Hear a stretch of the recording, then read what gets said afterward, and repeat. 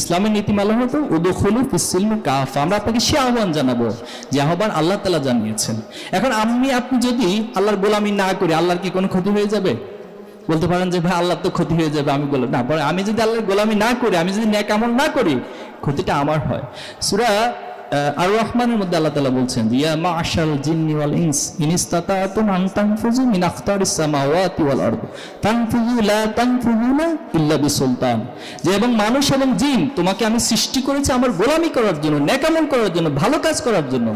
এখন তোমার যদি আমার এই ভালো কাজ ভালো না লাগে, আমার এই কথাগুলো ভালো না লাগে, ফানফুযু, তুমি বের হয়ে যাও। কোথায় বের হবা? লা তানফুযুনা ইল্লা বিসুলতান। আপনি পৃথিবীর যেখানেই যাবেন, আল্লাহর রাজত্বের বাইরে যাওয়ার সুযোগ আছে আপনার? কোনো সুযোগ নেই। এর জন্য আমাদের করণীয় হচ্ছে আল্লাহর এই গোলামির মধ্য দিয়ে আমরা আমাদের নিজের জীবনকে গড়ে তুলব।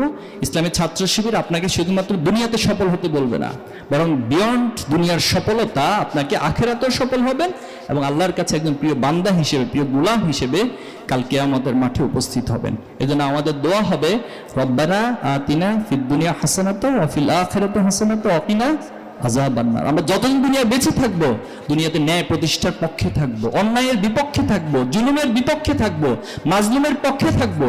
এই সমাজে সত্যিকার অর্থে ইনসাফ প্রতিষ্ঠার জন্য আমরা কাজ করে যাব এবং এই জন্য আমাদের যত যোগ্যতা দরকার, যত দক্ষতা দরকার, শুধুমাত্র এই জমিনে ন্যায় প্রতিষ্ঠার জন্য আমরা সেই যোগ্যতা, দক্ষতার মধ্য দিয়ে নিজেকে সমাজের ফ্যাক্টর হিসেবে গড়ে তুলবো। পারবেন ইনশাআল্লাহ? আল্লাহ আমাদের সবাইকে তৌফিক দান করুক। আপনাদের